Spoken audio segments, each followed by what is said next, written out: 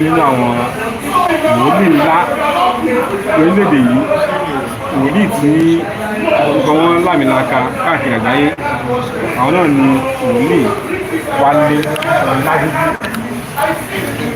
wòlíì tí kì í wẹ̀. Àwọn ọ̀dọ́ náà ni a wà nípa iṣẹ́ tí wọ́n gbé dání kó padà nípa àtúntò Nàìjíríà tí wọ́n ti fọn ilẹ̀ láti di ọjọ́ mélòó kan sẹ́yìn. Nítorí ẹ̀nà ni àtúntò wà ń dúró ní ibo ni wọ́n gbé dé, ibo ni àtúntò náà, ibo ni wọ́n fẹ́ sọ̀kalẹ̀ sí, kí làwọn kan tí yóò ṣẹlẹ̀ lẹ́yìn tí a ti gbààwẹ̀ àti gbàdúrà tán. Bàbá ẹ kú kalẹ̀. ọjọ́ mẹ́ta Wálé Ọlágúnjú ọmọ yìí náà tún ló wà lórí ìkàlẹ̀ láti tún bá yín sọ ibi tí orílẹ̀-èdè wa tó dé dúró. Fẹ́sọ̀ ní bá ṣe bẹ̀rẹ̀ ibi tí a bá dé, ibi tí a sì ń bọ̀ àti òkè la fẹ́ mú jáde, la fẹ́ sọ nípa rẹ̀ lónìí. Nípàlẹ̀ pẹ̀lú ìrísí ní akọ̀wé àgbà ẹgbẹ́ wa Dr. Orí Adédáni ọ̀rẹ́ máa bá pàdé lónìí láti máa sọ̀rọ̀ lájọ máa túkọ̀ níta mọ́. Bẹ́ẹ̀ ni ó dàbí náà ni pé àjọ tẹ́ dálẹ̀ the lovers of hope for greater nation, àjọ tó ń polongo United States of Nigeria USN, ẹ ti wà lẹ́yìn láti bí ọjọ́ mélòó kan, ẹ ti gbé dé ọ̀dọ̀ Alára, ẹ ti gbé dọ́dọ̀ Ajérò, ẹ gbé dọ́dọ̀ Ọ̀wárangán Àga. Pàápàá àwọn tí wọ́n jẹ́ ààrẹ orílẹ̀-èdè Nàìjíríà tẹ́lẹ̀. Àwọn tó jẹ́ ààrẹ orílẹ̀-èdè tẹ́lẹ̀ tí wọ́n ti ṣàkóso orílẹ̀-èdè ẹni dọ́dọ̀ wọn. Níbo lọ̀rọ̀ gbé dúró báyìí? Kí ni ó kàn lẹ́yìn gbogbo orin tẹ́ ti rìn? Ohun tí a kọ́kọ́ bẹ̀rẹ̀ ni a bẹ̀rẹ̀ ní last year. October 15 ló máa gbé ọdún kan, but before that láti bẹ̀rẹ̀ abẹ̀sí ní ìbò wípé kí ni ó lè jẹ́ ohun tó máa mú ìgbáyé gbádùn bá orílẹ̀-èdè Nàìjíríà tí ò ní sí awuyewuye ìjà nǹkan kàtí bẹ́ẹ̀. Ọ̀rọ̀ ló ti gbà yẹn mo kàn fẹ́ sọ ọ̀rọ̀ nípa ohun tó bí suffering country, suffering state under United States of Nigeria sílẹ̀. Àwa wo sunkún ẹ bá wo ẹ jẹ́ ká múlẹ̀ Yorùbá tiwa ká bẹ̀rẹ̀ bẹ́ẹ̀. Ìwé ìtàn sọ fún wa pé wọ́n jà ogun abẹ́lé kan tí wọ́n pè ní Kiriji War. Kò sí ogun abẹ́lé tó last bẹ́ẹ̀ rí. Ogun abẹ́lé tí wọ́n jà ní Kiriji War nílẹ̀ Yorùbá yẹn ó last for 40 years. Ogójì ọdún 40 years ló fi jà ogun yẹn. Nílẹ̀ Yorùbá. Nílẹ̀ Yorùbá wọ́n pè ní Kiriji War. Ọ̀tẹ̀ èdè àìyedè ìgbọ́nisómi òtún ní èyí ló fẹ́. Ó sì tún wá ń lọ títí di èyí fún àpẹẹrẹ. Tí ẹ bá wo ìgbà UPN tí bàbá wó lọ́wọ́ tó ń gbẹgbẹ́ palẹ̀ UPN, ẹ rí wípé ibi yìí náà ó ká kọ́kọ́ bẹ̀ nípa action group, ẹ rí pé ibi yìí náà ní rúdurùdu ọ̀tẹ̀ èdè àìyedè tí ìjà fi wà láàrin Akíntọ́lá àti bàbá wó náà títí káàrin ìfọ̀ àjọba tí kì ní ẹ̀túká. Kiriji War yẹn náà ló sì tún tẹ̀síwájú. Ọ̀tẹ̀ èdè àìyedè yẹn náà ní òtọ́ ńlẹ̀ Kiriji War tí mo sọ 40 years kò sí ogun abẹ́lé kan tí wọ́n jà ní àgbáyé rí tó last for 40 years. Ogun Biafra will last for 10 years. Ogun tí ogun abẹ́lé tí àwọn òyìnbó yẹn jà kò last 4 years 5 years. Tí Yorùbá yìí kò tán dè ní. Nígbà yẹn tún lọ àmì gbàjọba. Nígbà tó pẹ́ wọ́n tún ní àwa mi tún ní ok ẹ jẹ́ ká dá another political party sílẹ̀. Nígbà another UPN lẹ̀ tí ẹ bá tún wò ó náà nígbà ọmọ borí owó àtàwọn ajásí lúkèrúdò ọ̀tẹ̀ èdè àìyedè yẹn náà ó tún dá sílẹ̀. Ìyẹn tún lọ wọ́n tún dá ẹ̀ka wo gbà yẹn náà tó tún lọ náà ẹni pé àwọn Bọ́lá Ìgè gbogbo wọn náà gbogbo ẹ̀ka ìyá gbalagbalagbà ọ̀tẹ̀ yẹn náà ni títí di èyí. Ẹ jẹ́ káwọn àwọn tó ń ṣe àjàgbara nílẹ̀ Yorùbá wọ́n fi gbogbo ẹnu sọ wípé Sunday Igboho àti Gani Adams ẹni gbogbo ìjà tó ń dà èmi lọ sọ́dọ̀ bàbá Akíntóyè lẹ́ẹ̀mejì mẹ́ta. Banji Akíntóyè ọ̀jọ̀gbọ́n. Èmi sọ ṣé bàbá wà láyé Professor Adéníran wà bẹ̀ Professor Adélójú wà bẹ̀ èmi pẹ̀lú àwọn ìpàdà àwọn tí Yorùbá gbẹ́kẹ̀lé rè tí wọ́n ń gbèjà àwọn Yorùbá àwọn akọni ọmọ Yorùbá rè kí ló dé tẹ̀dá èdè ń ṣẹlẹ̀ ẹ bá wa parí ẹ̀. I have the photograph everything wà kí ló dé tí nǹkan yìí ṣẹlẹ̀ báyìí ó má jẹ́ pé èdè Haúsá Fúlàní ló ń wáyé o bàbá sì sọ̀rọ̀ òun náà ló tún wà títí tí wọ́n tún gbéra àwọn ọ̀nà sí kọ́ sí ẹgbẹ́ kò yẹ kó rí bẹ́ẹ̀ ojú tèmi fi wò nìyẹn ojú tèmi fi ń wo nǹkan tó ṣẹlẹ̀ lórílẹ̀‐èdè Yorùbá ó yàtọ̀ sílé ìtàlẹ̀ mìíràn fi ń wò ó yàtọ̀ completely kí ló dé táwọn ṣe èmi ń wò nínú ẹ̀ pé kí ṣe èdè ni àákọ́mọ ó dà kí ló lè mú lasting solution sí èdè àìyedè tó wà nílẹ̀ Yorùbá tábàlágbára ilẹ̀ Yorùbá níbi ìjà tó wà.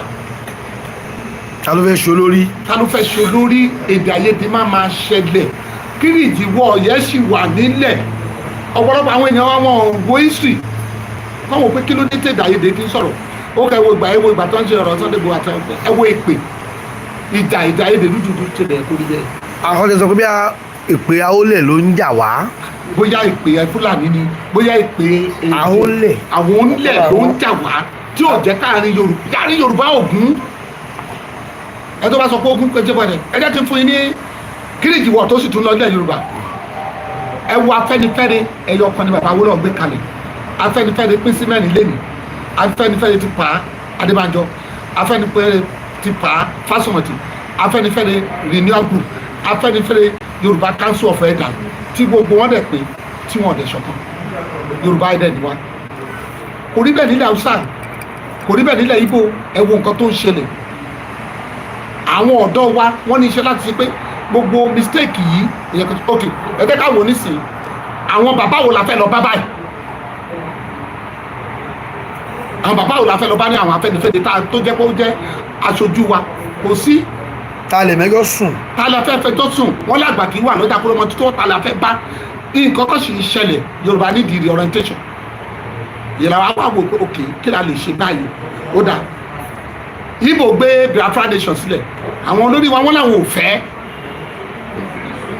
wọ́n náà jagun ní 66 bàbá mi join ní Biafra wọ̀ ok ìyẹn tún lọ bẹ́ẹ̀ ìgbà tí ìyẹn tún kúrò níbẹ̀ àwọn Yorùbá tún jáde ok aláǹfẹ́ Yorùbá nation àǹfẹ́ Odùduwà nation wọ́n tún láwọn ò gbà gbogbo àwọn olórí náà tó tún wà nídẹ̀ wọ́n lè wọ́n wọ́gbó lọ àwọn àwò ó dà here is a better alternative tí ó lè mú kí gbogbo awuyewuye kókó àwa fi wá gbé United States of Nigeria sílẹ̀ based on suffering country suffering state under United States of Nigeria without any form of division. ìmọ̀tà tí wọ́n ń bá kí ní ọ̀tẹ́ bá wò ní wọ́n lọ́n sí wọ́n ti gbé bíi nǹkan sí House of Rep ó ti pass second reading nísìn wọ́n ní wọn gbọ́dọ̀ anybody tó bá lóun fẹ́ break Nigeria ìṣẹ́dá kó lọ sí ẹ̀wọ̀n 25 years kó dẹ̀ san 10 million or kó lọ fẹ́ ẹ̀wọ̀n 25 years kó san 10 million.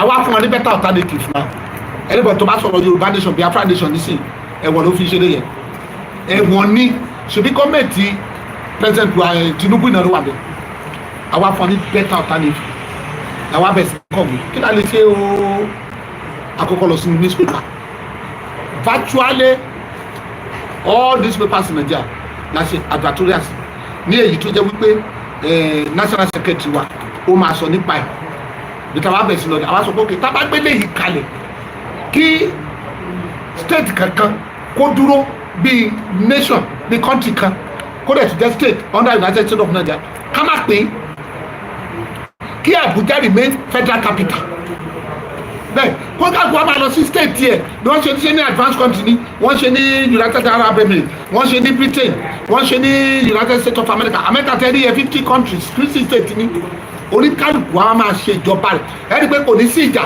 then atúwàwò wípé tí a bá ń wò lọ báyìí tí wọ́n bá tún ṣe ní Ghana àmì àtúgbàjọba torí ìjà tún ṣẹlẹ̀ èdè yẹn ní rúdùdù àtúndé àmì àtúgbàjọba bọ́tá bá ṣe lè tà ń sọ yìí kò lè sí ìjà kankan. ìyẹn United States of Nigeria. ló bẹ yes kò lè sí àmì ò lè gbàjọba bọ́tá bá ṣe ní Ghana yẹn àmì àgbàjọba àwọn èèyàn wa wọn ò gbọ́ àwọn leader wa lókè yìí wọ́n ti pledge to uphold the unity of Nigeria the clause yẹn májẹ̀mú ni wọ́n ti dá májẹ̀mú pé àwọn ò ní àwọn uphold the unity of Nigeria wọ́n ti ìṣọ̀kan orílẹ̀-èdè yìí ìṣọ̀kan yẹn ti gbà lọ́rùn wọ́n lè sọ pé it's a task that must be done òdà tó bá wá jẹ́ bẹ́ẹ̀ àti fún ẹni better alternative ṣe bí ẹlẹ́ẹ̀fẹ́ kí Yorùbá lọ ẹ̀ẹ̀fẹ́ kí Ìgbò lọ lẹ́kùn ẹ̀ náà ní yóò ṣí sílé aṣíṣítà àti fún ẹ better alternative tí wọn ò ní choice ju pé kí wọ́n ní church of Nigeria tábà ní church of Nigeria based on for sovereign country sovereign á bẹ̀rẹ̀ láti grassroots local government á máa function then wọ́n wá promote youth àwọn bàbá wa ti ń dàgbà no doubt about that àwọn bàbá wa ti dàgbà àwọn bàbá wa ti rule láti 1960 but there was one leader in Nigeria ààrẹ àná Ọbásanjọ́ ẹ̀rí ìgbà tó wà níjọba àwọn tọ́ni Fàdíkàòdé ọ̀dọ́ ni àwọn Ẹrùfáì àwọn ọ̀dọ́ ló kó síbẹ̀ kó wọn bá àwọn gan tó ń ṣe gọ́ọ̀mẹ̀ntì. àwọn Bùkọ́lá Sàràkí ń gbà yẹn. bẹ́ẹ̀ àwọn Bùkọ́lá Sàràkí so ààrẹ àná Ọbásanjọ́ is a team builder ó ti bẹ̀ sí package pé àwọn ọmọ nǹkan gbàjọba so youth náà nísìn ní program wa wà fún that's why we call it the birthday of a new nation new generation youth new generation leaders. bàbá a jẹ́ pé èyí tí àwọn Kanu gbé dání èyí táwọn Sunday Igboho gbé lọ́wọ́ kò lè ṣeé ṣe o. ìjọba ìjọba ti sọ àwọn ìjọba ló sọ bẹ́ẹ̀ kì í ṣe mi o ìjọba sọ wípé ẹni tó bá sọ bẹ́ẹ̀ ok ẹ wo Biafra prime minister tó wà ní Sam Ekpansi wọ́n ti láti European Union wípé kan extradite wọ́n ní kan extradite any problem tó wà lẹ́nu sí níwọ̀n ìgbà tó ti yẹ pé àwọn leader yóò fẹ́ kó pín àlè fagbára pín kò ṣeé pín kò ṣe wọn lè àwọn náà ló máa ṣe àbáwọn leader ló máa ṣe kì í ṣe àwọn àwàtọ́wàṣà ló fẹ́ ṣe ni. àwọn kan wá sọ pé Nàìjíríà ti expire ti pẹ́ wọ́n torí wọ́n ní lẹ́yìn 100 ọdún tí orílẹ̀-èdè kan bá ti wà papọ̀ wọ́n lẹ́tọ̀ọ́ láǹfààní láti lọ lọ́tọ̀ọ̀tọ̀ àwọn tó ń sọ bẹ́ẹ̀ sà kí ni àríwòye ti ń ṣe lè. nígbà that was 2014 àwọn newspaper wọ́n wá interview mi nígbà yẹn mo wá ṣàlàyé nígbà tí mo ṣàlàyé mo ní Jonathan ò lè ṣe kíní yẹn kò lè pín Nàìjíríà amalgamation tó ń ṣe 100 years ní ó ti expire but Jonathan ẹ bá wọn ṣe nígbà yẹn ó lóun celebrate 100 years of incompatibility I told him why are you celebrating 100 years of incompatibility I told President Jonathan then say why are you celebrating 100 years of incompatibility wà compatible kí ló jẹ́ ká wá solution. ìbáṣepọ̀ tí ò bára dọ́gba. tó wá àdọ́gba ó yẹ ká wá nǹkan kan ṣe but the permanent solution to the many lingering crises in Nigeria òun la gbé jáde kí state kankan kó dá dúró bí orílẹ̀-èdè kan bí state kan káwọ́ are you telling me tí Yorùbá bá dá dúró báyìí nísìn state kankan dá dúró I will go back to Ekiti I might develop Ekiti better than Dubai àti bá láwọn ọmọ ní Amẹ́ríkà ọmọ Yorùbá wà nínú òyìnbó tó pọ̀ tí wọ́n ní ọpọlọ pípé tí wọ́n dẹ̀ máa wálé ok ẹ wá wò nísìn ṣebí problem ló jẹ́ káwọn ọmọ lọ sí ní Sweden nísìn about 5 million náà wà fún ọmọ Nàìjíríà kankan tó bá ti lóun fẹ́ lọ sí ìlú ẹ̀ tó fẹ́ ṣẹ́ni wọ́n fẹ́ fọpọ́n lé wọn nìyẹn àwọn Britain ti tó wọ́n ti gbé kankan jáde nísìn ìwọ tó bá ló fẹ́ lọ sí ìlú wọn sọ àkọ́kọ́ kọ̀wé síwájú tó fẹ́ lọ sí it might last 6 months ọgbọ́n náà láti pé káwọn èèyàn máa wọ bẹ̀rẹ̀ but tá a bá develop orílẹ̀-èdè wa better àwọn ọmọ òní lọ bẹ̀rẹ̀ a lè develop Kaduna better than Dubai ok ẹ̀wọ̀n tó ṣẹlẹ̀ lórílẹ̀-èdè wa we have the resources kí làwọn leader wa ń wá lọ sí abroad káàkiri president wa lọ wo internet ó ń sọ̀rọ̀ restructuring títí dc restructuring ni o Babangida náà ń sọ̀rọ̀ nípa restructuring Dr. Akinwumi Adesina bi African Development Bank president ó ń sọ̀rọ̀ United States of Nigeria kẹrìnà party ni ó ń sọ̀rọ̀ wípé United States of Nigeria àwa la gbé United States of Nigeria jáde àwa la sọ̀rọ̀ nípa ilé the battle of a new nation Nigeria ti tourist ó ti di overdue fún restructuring ẹ jẹ́ ká gbàgbé ẹ̀ àfẹnutọ́mátà Nigeria ti overdue fún restructuring ojú kan lágbà Nigeria ti overdue for restructuring so we are determined to reach out to our leaders so that they can restructure Nigeria keep grassroots keep development okay ẹ wo grassroots development that's one local government a lọ sí state a lọ sí federal then local government ń sìn irú eléyìí tó yẹ pé wọ́n kàn àwọn tó wà lóko wọ́n wá sílé àwọn máa mú fún ọ padà ni a máa embark on agric mechanization a máa ṣe gbogbo nǹkan ló máa wà ń bẹ̀ specialist hospital máa wà ń bẹ̀ specialist hospital máa wà ń bẹ̀ gbogbo nǹkan máa wà ń bẹ̀ kò ní sí gbogbo nǹkan àwọn ọmọ wa máa ríṣẹ́ are you telling me pé tábà ṣe nísìn tọ́múrú Ìbàdàn ẹ̀ sì kọ́ sọ pé òkè ẹ jẹ́ ká gbé Ìbàdàn ẹ jẹ́ ká develop Ìbàdàn kọ́ ṣe underground rail láti Èkó sí Ìbàdàn láti Èkìtì láti Ọ̀ṣun láti gbogbo ẹ̀ sí Ìbàdàn ṣé iṣẹ́ ọdún wà fáwọn ọmọ wa ni we are talking of new development ẹ wo Burkina Faso mẹ́yẹ dídá àwọn ọmọ kékeré ẹ̀wọ̀n tó ń ṣe níbẹ̀ ẹ ká sọ pé Burkina Faso fẹ́ beat wa no we are the giant of Africa so eléyìí gangan òun ni. wọ́n táwọn èèyàn kan mi wò ni pé ìbílẹ̀ tẹ̀fẹ́ gbé ó máa dín agbára ààrẹ kù tí àwọn tó wà central wọn ní lágbára mọ́ bí agbára ti convince. má dá wọn yẹ lóhùn bí tí wọ́n rí ìnáwó náà sọ̀rọ̀ mọ́ ṣé Amẹ́ríkà tẹ̀ rí ẹ Texas yẹ is a state is a country tí ó dín agbára president wọn kù tí wọ́n bá ṣe tiwa we will be having a unique president tí wọ́n máa respect ààrẹ tiwa wọ́n máa command respect bíi ti ààrẹ Amẹ́ríkà just the system bíi ti Amẹ́ríkà ló ṣe máa ẹ wo nǹkan tó ṣẹlẹ̀ nísìnyí and practice the American system of government ní Nàìjíríà wọ́n kọ̀ mú díẹ̀ nínú ti Amẹ́ríkà wọ́n mú díẹ̀ èyí tó jẹ́ dìmẹ́ǹdìmẹ́ nǹkan tó lè ṣe wá láǹfààní wọ́n fi lẹ̀ ẹ̀rí sí wọ́n ní àwọn practice American system of government kí ló dé tó practice fúlẹ̀ kí ló dé tó àwọn dídà wa tó ṣe pa kí ló tó practice fúlẹ̀ kí ló tó practice there will be high competition ẹ wo Dubai bẹ́ẹ̀ kọ́ńtì méje ní Dubai tẹ́lẹ̀ ẹ̀ Dubai nìkan ló kàn gbéra ń bẹ̀ pé àwọn fẹ́ develop Dubai ṣebí ilẹ̀ aṣálẹ̀ ni president tẹ́ bá dé Dubai sí orí omi ni wọ́n kọ́lé sí by next year sí Dubai tẹ́lẹ̀ yẹ kí ló náà fẹ́ máa ṣe taxi níbẹ̀ helicopter náà fẹ́ máa ṣe taxi níbẹ̀ ẹ wo bí tètè wò yẹn sí by next year sí teacher kankan ò ní appear ní house mọ́ kò ní appear ní classroom mọ́ ọmọ àmà lọ school wọn á dẹ̀ máa kọ́ àwọn yẹn advance àwa ń lọ sísàlẹ̀ ní nǹkan tó ṣe wá níbí nìyẹn we want to move our nation forward afẹ́ kúrò lójú kan afẹ́ jẹ́ role model fún African country. nígbà tí ẹ ti wá ní irú kan báyìí lọ́kàn láti ní United States of Nigeria kí ni àwọn ìgbésẹ̀ tẹ́ ti gbé lérè fèé tẹ́ ti sáré gbé kó tó di pé adébi tí adé lè ní. ìgbà tá a kọ́kọ́ bẹ̀rẹ̀ a kọ́kọ́ lọ sínú pépà akọlọ sí ní paper virtually all newspapers ẹjẹ kan fi hàn ní lakọkọ lọ síbẹ̀ àti agbatoria àdìsá sáwọn leader wa àwa ò bá wọn leader yẹn jà àdẹ̀bù wọn àwọn mẹ́rin lè sọ pé leader wọn yẹn ò dá wọ́n ti ṣe tiwọn wọ́n ti ṣe tiwọn ohun gbogbo ló ní àkókò àti ìgbà wọ́n ti ṣe tiwọn ó yà bẹ̀ sí sọ̀rọ̀ nípa paper yìí ẹ kó gbogbo ẹ̀ dání.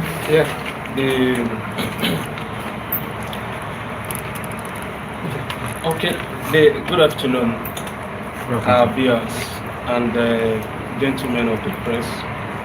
The way we started, I think it's of necessity for me to start that way. Through the grace of God, when the vision came up, we started through the help of our father, who had been speaking since. We started just within the group of pastors, and that was October 15, 2023. But along the line, we could see the response from every quarter in this country. The Muslim, just name them, the response from them was quite encouraging. And that is why we said, okay, we will not limit this within the ambit of the pastors. And that is why we have to expand. We have to, So that is why we have to expand the scope of the organization. And through that, we have to have a change of name. Then we were bearing the Directorate of the Concerned Patriots of Nigeria and overseas. That was then. And we have several people in the group. We have Muslims, we have imams, we have pastors, we have general overseers, and what have you. So, the first publication we made, we did this through the Punch newspaper, October 15. 2023, and we have the names of the who is who in this country that were copied. So that was the very first step that we took as regard our organization. But along the line, okay, so people may be wondering that what concerns, in fact, people have been saying it. When pastor is talking about the politics, you could see the response of our people that why are they talking about politics? What concerns pastors? What concerns the prophet about the politics of the country? These people forgot that even in the Bible, it was the prophets that normally give directive to the ruler. Then they were practicing theocracy, which is the government of the people of God. That is theocracy. And from there, by the time they got to the stage of having kings, the prophets were also fully involved. The prophets were what? They were fully involved. So, for prophets to come out in this age and talk about restructuring is not out of point. Let's look at just like the explanation we made through the Punch newspaper, October 15. We talk about who is the prophet, just to allay the fear of people about what concerns the prophets, about the state of the country, as if prophets are not part of the citizen of the country. So we said, who is prophet? And we put it here that a prophet is an individual who is regarded as being in contact with Almighty God and is said to speak on behalf of the living God. Prophet receive message from God and tell it to the people of God, just as we have it in the Bible, even in the Quran. That is how it is also in the Quran. So we move further by saying a prophet serves as an intermediary with humanity by delivering God's message to his people in a chronological manner. So I've talked about in the past, it was the prophets that normally direct the affairs of the government. Why? Because they are in tune with God. They receive message from God and they tell it to the government in power, and they will work accordingly. I don't know, maybe we are getting it. Sure. So now, as far as this group is concerned now, like what I've said, that we have several people in the group, and we did not just stop there. We also move on. We have a Gbelegbo, which is for the Yorubas. We have ALORE, which is also Yoruba Toto, sorry, which is also belong to Yorubas. We have the Nation again, which belong to Are. which belong to Are. We know who owns this one ahead. And this belong to South South. This one belongs to South South. Even the Gbelegbo is owned by Are. It belongs to Are too. Okay, you say so. And this is another point, like that. So why all this? We still have other ones. And they are paid advert. And all of these, they are paid adverts. This is to tell you that we have gone far. We have what? We have gone far. This belongs to the southeast.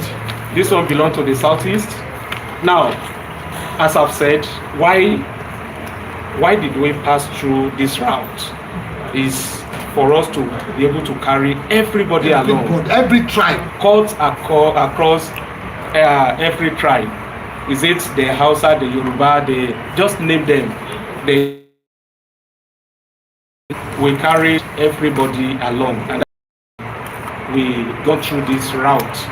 Now, as it is now, what we are propagating is the sovereign country, sovereign nation, a situation whereby every state of the country we have their own autonomy. Looking at the state of, the condition of our country, for a very long time we have stagnated. In fact, it's getting worse every day by day. The only solution, the only way out is for us to restructure this country in line with what we are proposing.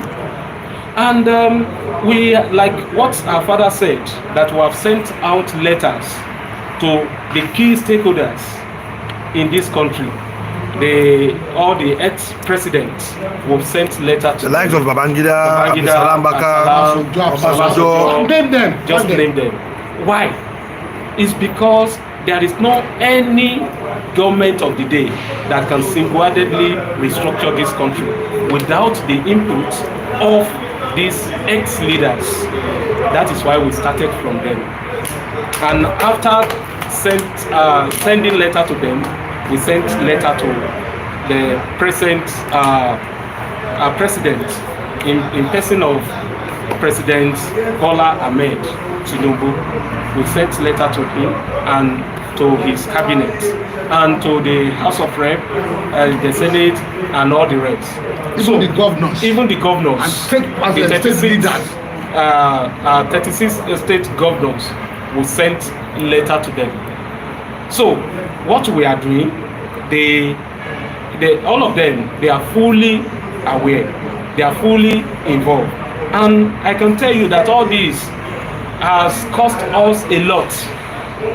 I mean a lot, because all the adverts we have been doing, they are paid adverts in the newspaper. So we are providing solution to the problem of this country, and the only solution, as I've said, is to restructure this country in line with what we are proposing.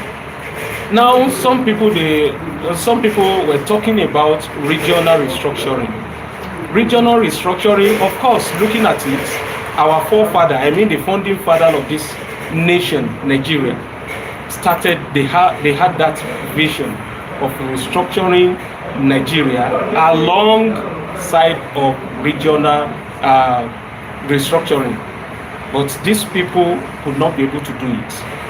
I mean, to the fullness till when they died. And along the line, when they were practicing it, military took over. That is how military took over, and that vision. And looking at all these founding fathers, where are they today? They have gone. And one thing about a vision is that the moment the visionary is gone, what happened to the vision? The vision will automatically die. So the vision about regional restructuring, the visionaries, they have gone. So automatically the vision has died. So what next for us now is... No, before that, the Shiva set up another vision. Thank you so much, sir. Another vision that, thank you, Daddy. Another vision that Shiva Obafemi Awolowo doesn't talk started about the region again. Yeah, it's not more talking about region again. When he was alive, he didn't talk about regional whatever. His vision is how we are going to have free education, free medical, just name it, everything free. And it's because this man, in person of Shiva Obafemi Awolowo, had the love of the citizen at heart.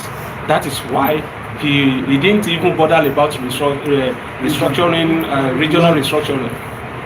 His concern is how life could be better for everybody, most especially the Southwest. And along the line, some other part of the country, they were trying to copy what Awolowo was doing, what Baba Awolowo was trying to do that time. But look at it, the moment Baba Awolowo died, what happened to that vision? How many states now in this country that are practicing free education, free medical, free whatever? We don't have them any longer. But I can tell you categorically that we can still go back to it if we restructure this country along what we are proposing. That is sovereign state, sovereign nation, a situation whereby whereby each state will have their own autonomy. Now we are talking about some states. They said some states may not be able to fund themselves. I can tell you categorically that our nation is not poor. Our country is not poor. There is no any state that is poor in this country. The problem is leadership. And for instance, let's look at Ekiti State, because when it comes to the terms of allocation and internal revenue, those we have some states that they are not too strong, like compared to what is happening in Lagos and some other states like River State and all the rest. But let's go to the states that seems that look like, oh, they don't have the capacity to stand alone. I can tell you, if we restructure this country today, those states, the governors will have their thinking cap on. We have several natural resources. I mean, enough. Every part of Nigeria. In every part of Nigeria, there's no any state you will get to today that you will not get enough natural resources that can sustain them. We have enough. Doctor, A lot of. Doctor, this journey started about a year ago. Okay. So what are the major things you've been able to put in place? You mean our organization? Yeah. What have you done so far? Just in brief. That we are able to brief. Okay.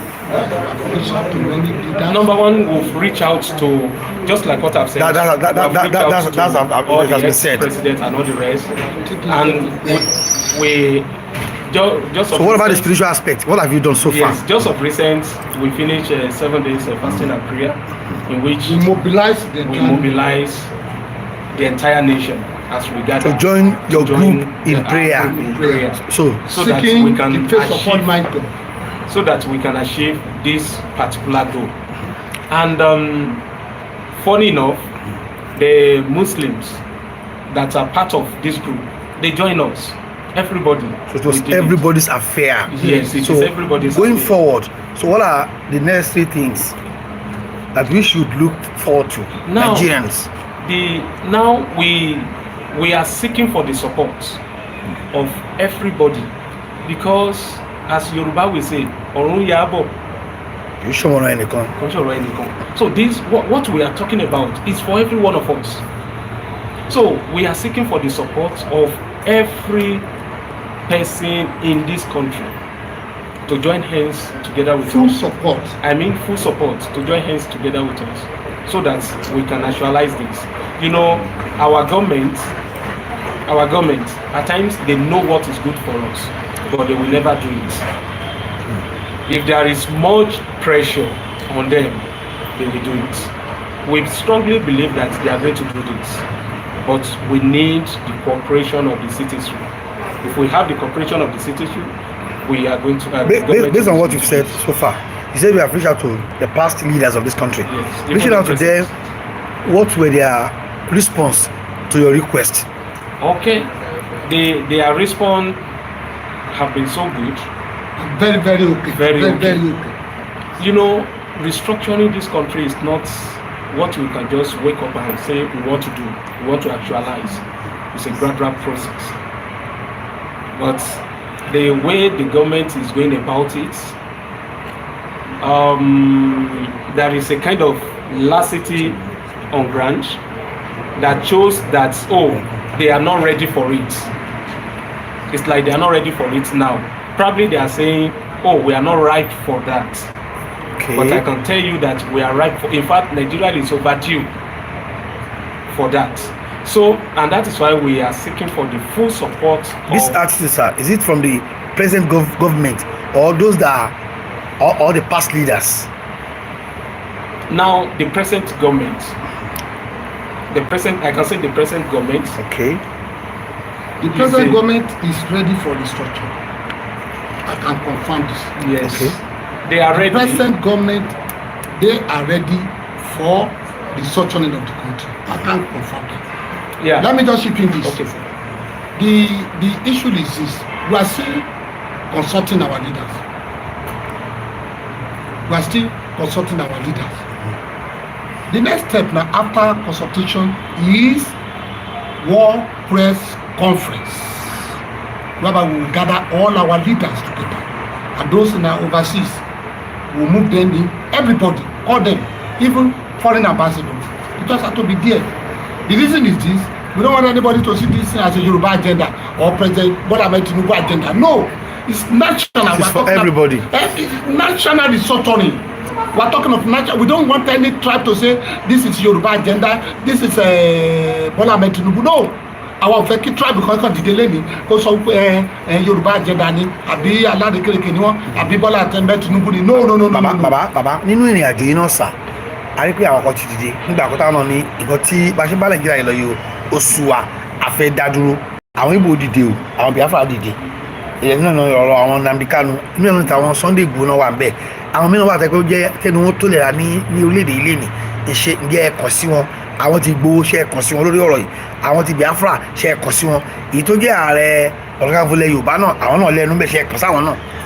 mo sọ fún pé kò sí àwọn agbẹnusọ ní Nàìjíríà tá a kàn sí bàbá Adébánjọ a kàn sí bàbá Fásọ̀ntà a kàn sí bàbá kò sí Bánjí Akíntóyè ńkọ́ bàbá òsì Nàìjíríà bàbá kò sí kí wọ́n ti pe ọ̀hánàṣe president tó kú yẹ àjọ sọ̀rọ̀ èmi pẹ̀lú wọn jọ sọ̀rọ̀ then àwọn Hausa tẹ́lẹ̀ tó ń gbé flag jáde Hausa protest Nàìjíríà ni I can confidently tell you it was based on total destruction of Nigeria làwọn sọ ẹni pé wọ́n sọ̀rọ̀ Sahel wípé àwọn náà fẹ́ dá dúró bẹ́ẹ̀ tẹ́lẹ̀ wo Sahel tó sọ ó comprise Niger ó comprise Mali ó comprise Burkina Faso ẹ̀dígẹ́tẹ̀ ní sinna ẹgbẹ́ they are suffering country sovereign state under Sahel n táwọn ń sọ nìyẹn akọ̀wé sí gbogbo lídà wọn àti imam àti sheik wọn pátápátá including Sheikh Gumi. oṣù wa rí sá pẹ̀lú àfojúsùn tí gẹ́gẹ́ bí wòlíì Ọlọ́run tí Ọlọ́run máa tọ́lọ̀ fún ní ìran ẹ̀mí ìtagbéláyìn níbo ní àpàlà yọrí sí láti inú ẹ̀mí wá tọ́lọ̀ fi wọ́n máa restructure Nàìjíríà ó sì máa dá kò sí ọ̀nà mọ́ ẹ wo orílẹ̀-èdè àbúṣe rí nísìn ẹ wo bo Nàìjíríà àbúṣe ń sìn gbọ́dọ̀ bá ṣe nǹkan kan sí Nàìjíríà ṣé òbí á ṣe máa bá lọ ni ẹ̀yin náà wò Nàìjíríà lè máa lọ báyìí àti fún ọ ní better alternative ẹ̀ẹ́dẹ̀gbọ́n pé àwọn leader wa gbógun tiwa tó ń ta gbé dání because we reach out to everybody including the president the vice president the senate president the speaker the chief of defence staff chief of army staff chief of air staff chief of naval staff the minister of defence national security institutes okay àwọn Yorùbá nation tó lọ Ọlọ́run ló mọ iye àwọn èèyàn tí wọ́n pa ń bẹ̀ ṣé mi lè sọ̀rọ̀ pé mo fara gbá nínú kíní Yorùbá nation tó ń ṣe tó kọjá ni. ẹ̀yin náà fara gbá ń bẹ̀. èmi fara gbá èmi sọ ópùlẹ̀ ẹ̀ tó bá jáde tó bá ní ìrọ́kó jáde kó aṣọ èmi fara gbá ṣèbí ìgbà táwa ń ṣe program fún Sunday Igboho tá à ń gbàdúrà pé àwọn ọmọ wa tán kó sùkùn jẹ kọ́lọ́run gbà wá o kí Sunday Igboho má kó ṣèbí DSS ní Ọ̀yọ́ state ṣe wọ́n invite mi sọ́fíìsì wọn pé kí nìkan lẹ́yìn tí mo ní fún Sunday Igboho mo wà lọ́fíìsì wọn láti 9 títí di 4. àwọn DSS ní ṣèbí mi mo sọ yìí. nítorí Igboho. nítorí ọ̀rọ̀ yẹn náà ni wọ́n ní kí nìkan lẹ́sẹ̀ sẹ́yìn ìgbà ìbílẹ̀ sọ fún ọmọ nípa Sunday Igboho tẹ̀ ń wá Igboho sà ó wà ní Kútọ́nù Apostle Sunday Adéyẹmọ Igboho Jésù làwọn à ń gbé kiri kò dẹ̀ sílẹ̀ ọ̀kan tó ní kí n má convert yẹn I have the program I have everything come to your state and see ìbátan tó lọ sọ́dọ̀ wọn náà wọ́n tún ti tẹ́ ní ọmọ mi láti 2 di 8 alẹ́ síbi Sunday Igboho wà ní bẹ́ẹ̀ ní Kútọ́nù prison yard wọ́n ní ọmọ mi kótópó fẹ́ ya Sunday ṣe Sunday Igboho wà láyé èdè kan. wọ́n béèrè lọ́wọ́ ẹ̀. wọ́n béèrè lọ́wọ́ ẹ̀ ó wà bẹ́ẹ̀ Sunday Igboho ṣe dáadáa bẹ́ẹ̀ ó dẹ̀ dúró tọmọ ẹ tó bẹ́ẹ̀. fóònù tó fi yà ń kọ́. fóònù yẹ àbọ̀tí 150,000 as Samsung ojú Sunday Igboho náà ti fọmọ́lẹ̀ tán bàjẹ́. ní Kútọ́nù prison. torí pé ó fẹ́ ya fọ́tò lásán. bẹ́ẹ̀ ni nígbà tó ń sọ pé ó sì kò fẹ́ kú. sọ́mi ò náà faragbá. ẹ̀yin tẹ́ ṣe léyìí. sẹ́mi ò faragbá. ẹ ṣe fúnra Yorùbá ni àbí. nígbà tí mo mọ̀ pé ìjà Yorùbá ló pa tí n bá sọ pé wọ́n pa Yorùbá ilé mo mọ̀ bóyá èmi ló kàn lọ́la ni àbí tí wọ́n bá sọ pé wọ́n pa Yorùbá kò kàn wá ṣé mo mọ̀ bóyá èmi ló kàn lọ́la ṣèbí ìjà Yorùbá náà ni gbogbo wọn ń jà fún sọjá nìkan wá sọ pé ẹ fẹ́ lọ Sunday Igboho ẹni ọmọ kan tó sọ ní. ẹni ọmọ kò ibi tó rìnà ọmọ ni kó kú èrì Sunday Igboho kó ni mo sọ bẹ́ẹ̀ pé nǹkan tí mo sọ irọ́ ni kó dẹ̀ tó bá sọ pé irọ́ ni ẹ̀jẹ̀ ká bílẹ̀ kọ́ náà dájọ́ I was there it got to a stage Sunday wà bẹ́ẹ̀ mo ní okay ẹ release ọmọ mi ọmọ less than 22 years ẹ release ẹ ó ní exam ní Monday we are there on Friday ẹ detain èmi ẹlẹ́fẹ́ ṣàjẹ́ ẹ detain èmi kan fọmọ sílẹ̀ kó máa lọ I volunteer myself Sunday Igboho was there. Igboho orí gbogbo eléyìí.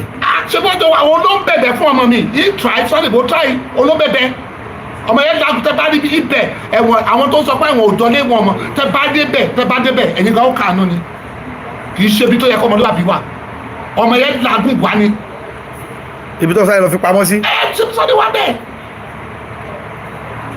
bàbá alákòótán o tẹ́sán sọ pé tábà ti wà ní abẹ́ àkóónú United States of Nigeria onísíjà gbogbo àṣù wa bọ̀.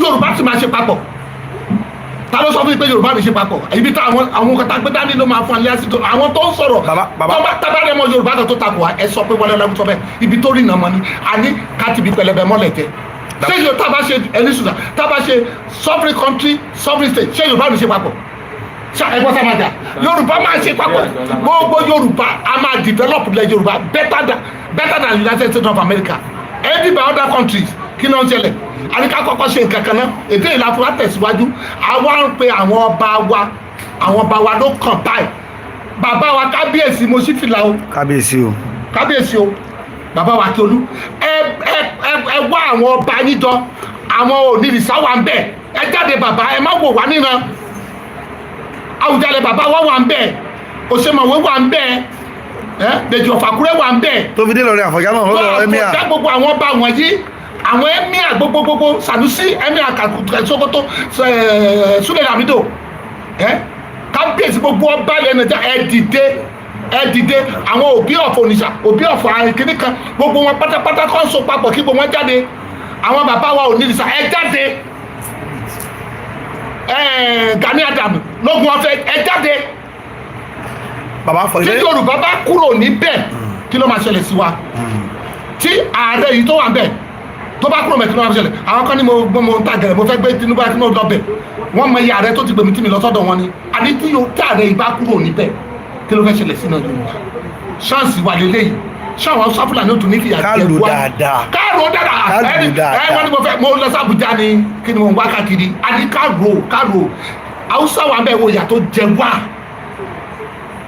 ẹ wo ìyà tó jẹ Yorùbá ṣebí Yorùbá ti wà ń bẹ̀ nísìnyí àwọn Haúsá sì dákẹ́ tí wọ́n bá dé Tinubu kúrò ń bẹ̀ nísìnyí tó ń gba Haúsá síbẹ̀ kí ló fẹ́ ṣẹlẹ̀ sí Yorùbá. Baba, for the benefit of our viewers ẹ jẹ́ kí àwọn let him just corroborate what you have said in few words. Thank you so much. kábíyèsí ẹ jáde o. So what you have said just a summary of what you have said. Yeah. All right, what we are talking about is for cooperation. We are calling for the talk about your past. We are talking we want all our kings to come out and support this situation. All our kings across the country. All of you, our obas. Kábíyèsí o sọ̀rọ̀ lógun ọ̀fẹ́sẹ̀ Sunday àbíkẹ́ pé alùpàgbọ́lẹ̀ Yorùbá lóògùn ọ̀fẹ́. jáde sọ̀rọ̀. We want everybody. This is a game. It's not meant for us alone. Everybody should be in. Or rather a course. A course. Or none, yeah. But that is the language. This is a course which is for everybody and is for the betterment of this country. And is for the betterment of this country and for the generation to come. And that is why we lay emphasis on the birthing of a new nation. Yes. New generation. Yes. The new generation, they focus on the youth. Focus on the youth. So we are using this on our youth to come out for this cause. And we said unified people. Unified people. Look at America today. America, 50 states, but they are one. 52. It's 52. They are one country. Despite the fact they have autonomy states, and that is what is making America serving as a threat to every other nation in the world. Nigeria can be like that. No, we want Nigeria to be like that, better than that. In fact, we want Nigeria to be better than that. That is it. We are the giant of Africa. Yes, we want to become a role model. It's not just by mouth. This is what can make us to really be what we supposed to be.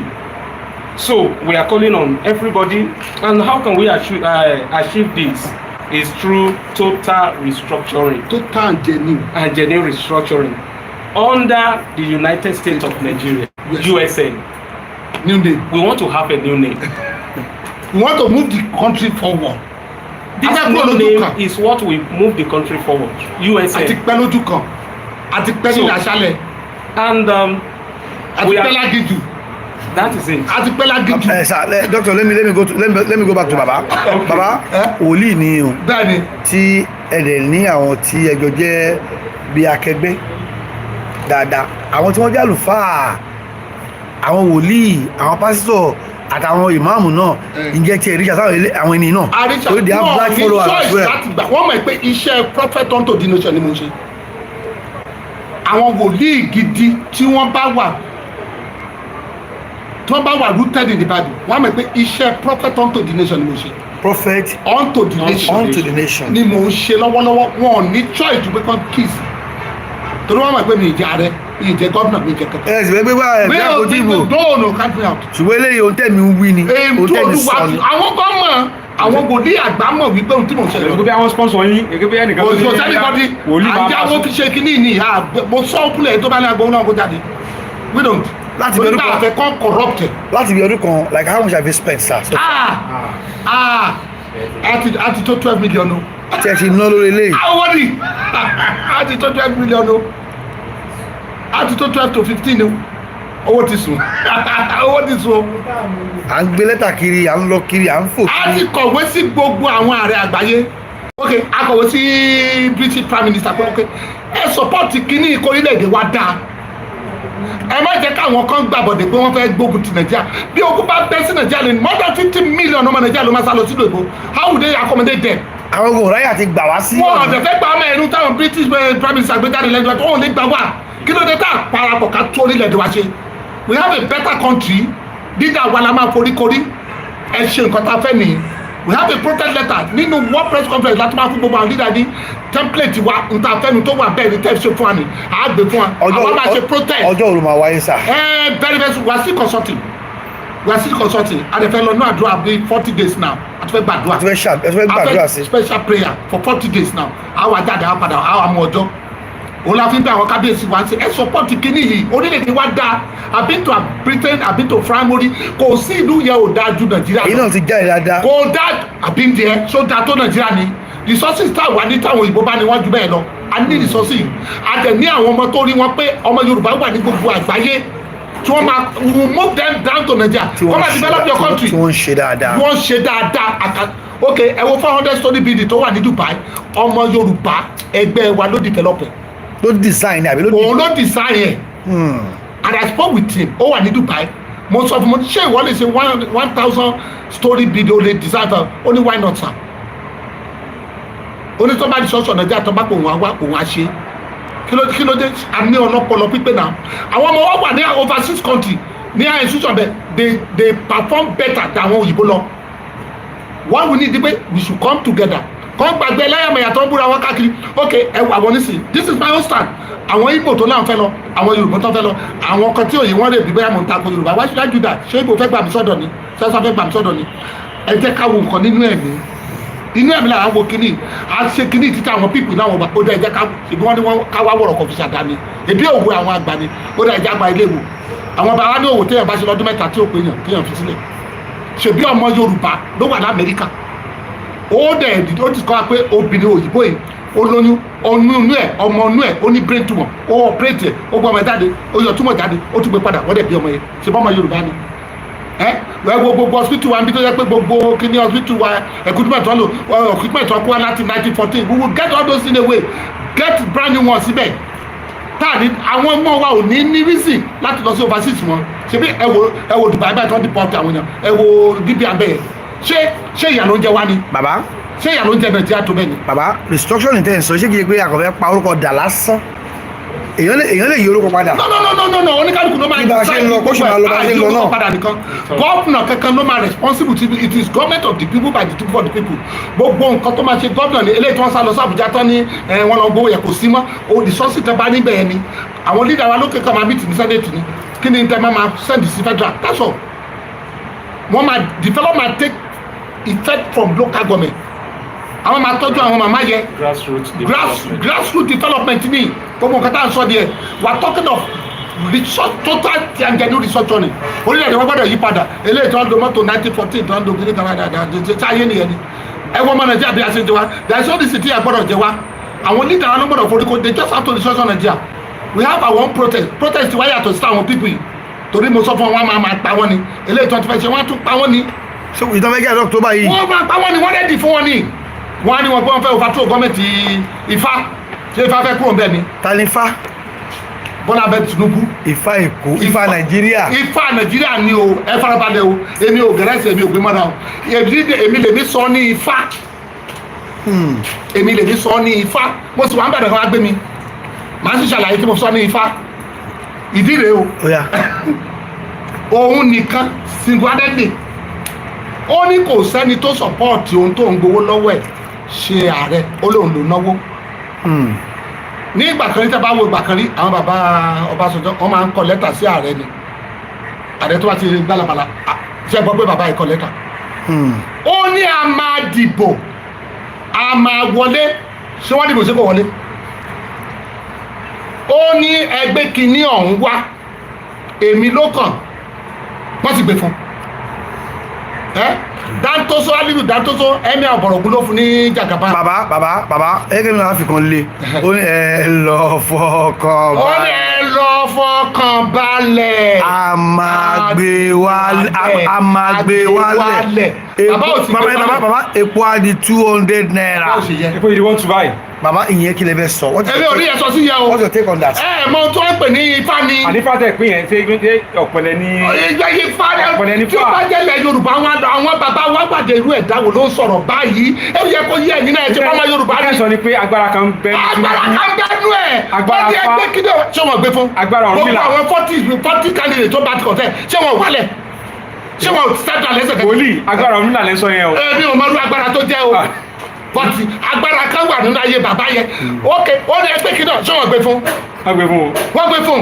Ó náà máa dìbò náà máa wọlé, ó sì wọlé. Ẹ wá wò pé Ifá lọkùnrin yìí. Ifá ni kí wọ́n pè ní Ifá authority. Ó ní agbára kan. Ọlọ́kù ẹtikẹ́tì lóyìnbó báyìí. Agbára Yorùbá. Agbára Yorùbá ni bàbá yẹn ń lò. Ifá ni Tinubu tí Ifá tí Nàìjíríà ń bọ̀ nìjẹ́ tó bá ti débi kan báyìí. Ẹ̀rù á máa bá gbogbo everybody. Ifá ni. Bàbá tẹ bá láǹfààní nínú ìrìn àjò tẹ̀ ń lọ yìí náà pé kí Nàìjíríà lè máa dáa ká wà ní agbọ́n kan United States of Nigeria kẹwàá pàdé Bọ́lá Tinubu èyí tó ní àwọn agbéwálẹ̀ tí wò rí gbéwálẹ̀ kí lè máa sọ fún lórí ẹ̀. Sẹ́rí yẹ kò lè ṣeé ṣe torí ó wà nínú prophecy mi, ó wà nínú prophecy mi, ó wà nínú prophecy mi pé epo wọn máa gbówó lé ní gbogbo ìgbà títí. Ó wà nínú prophecy mi pé wọn máa gbé owó lówó epo títí. Ó wà nínú prophecy mi 2021 2022 2023 kọ́ lọ wò lórí náà. So ìdarí yìí ó ti wà ní àsọtẹ́lẹ̀. Wọ́n ti gbówó lé tó kò tí kankan tó lè ṣe ohun tí wọ́n ti wù sílẹ̀ ní tó ti wà lẹ̀. Ṣé bá ti wù ní tó ń bá wọlé wọn máa yọ subsidy? But the only mistake tí Ifá ṣe ni pé ó pàdé bẹ́ẹ̀ ọ̀sẹ̀ tó kàn ṣe sọ́ọ̀rì ó kàn yọ fúra kò dé bẹ́ẹ̀ ó wò ó wípé kí ló yẹ kó ṣe. It's a mistake, it's a gross mistake, it's a bloody mistake in his part. Ṣẹ́kẹ̀tẹ̀ ó yẹ kó dé bẹ́ẹ̀ kó wò ó bẹ́ẹ̀ ni. So kábíyèsí o ẹ jáde ẹ sọ̀rọ̀. Àwọn ọba aláyẹ ó jẹ́ kábíyèsí gbogbo ọba ilẹ̀ Yorùbá ó jẹ́ yín lógún gan. pátápátá àwọn ọlọ́kọ̀ àwọn abátọ̀ kábíyèsí gbogbo ọba àtòdì ìsàní o àti ọ̀rọ̀gún ilé ìwà ìfẹ́ ni o àti gbogbo wọn Ọ̀rọ̀gún ilé ìlà gbogbo wọn pátápátá. Ẹ̀mí Àlọrin Olúpàkó Sàárẹ̀ gbogbo wọn jáde. àti bàbá kábíyèsí bóyá ẹ̀mí àfìgbò kó jáde. Ọ̀rẹ́ yín. Ọ̀rẹ́ mi ni ẹ̀mí àfìgbò èmi ò tí ì délé ẹ̀mí ò bá dákọ̀ gíga lónìí. Ó jáde kí wọ́n bá àgbọ́lá rẹ̀ méjì pé the only chance Yorùbá ní rèé o the only chance Yorùbá ní rèé o kí wọ́n research on Nigeria based on shopping country services under United States of Nigeria without any form of division that's all. O ilé ìtọ́ pariwo pé 2027 yẹn kò sí kankan bẹ̀ tó bá ṣe ilé 2027 that's all. Yá ọ̀nà láti gbọ́ yẹn. Ẹni tó bá fẹ́ reach out sí wa o tó fẹ́ support wa condition sí Dr. Adelani. Nọ́mbà ọ̀nà ní. If you want to reach out to us, the number you can call is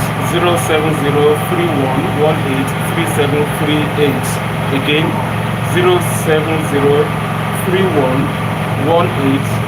07031183738. So anytime, any moment, you can put in a call across, then we will discuss. Ẹ bá Dr. Adelani sọ̀rọ̀ òun náà ní kẹ́rì ṣàṣì ohun tá à ń sọ lọ́wọ́ tí wọ́n bá ṣe èmi sọ fún gbogbo ọmọ Yorùbá ti Nàìjíríà wọ́n máa ṣàdúrà fún àtúntì láì is it best solution. That's the only solution to bring republic we are talking about diversification of many generations we have provided the solution wọ́n máa rí ní eléyìí táwọn kan sì ń sọ pé kíní kàtà ń sọ̀rọ̀ òye wọn ni tó bá rí sọ́ọ̀sì Nàìjíríà ṣe Yorùbá ní papọ̀ ni ṣé Yorùbá ò ní ṣe papọ̀ ni Even the entire nation. the entire nation Hausa gan máa ṣọ ni. We become the. ṣebí corruption àti tribal sentiment ló jẹ́ káwọn èèyàn máa sọ pé àwọn fẹ́ lọ tí ò bá sí tribal sentiment tí ò sí corruption tí ò sí jàgàbàbà kán máa àwọn Fúlàní máa pa wá ṣé wọ́n á sọ pé wọ́n fẹ́ lọ ni it's all those rubbish tó wà náà jẹ́ ló jẹ́ káwọn kọ́ láwọn fẹ́ lọ náà. ẹ̀rín sáko àwọn ọlọ́dọ́ wọn fẹ́ kúrò bẹ́ẹ̀ wọ́n ṣe ń sọ bẹ́ẹ̀ nígbà tí ìyà ti pọ̀ jù ìyà tó pọ̀ jù ní tí àwọn kan Fúlàní sọ pé àwọn níbọn tó fẹ́ máa rú lọ títí láéláé wọ́n tó ṣẹlẹ̀ ní ẹ̀ bọ́tọ́ ní state kankan bá dá dúró. kálukú ló sáyà rẹ̀. kò ní síjà wọ́n máa ní Yorùbá lógo ni Yorùbá ni wọ́n fún lọ́gbọ́n náà ọgbọ́n tó lọ́rùn fún wa la fi jáde ká ṣe kájẹ́ ká wù. ẹ ṣe lọ́sà. ẹ ṣe sá. ó ti dàbọ̀. Thank you. Bye.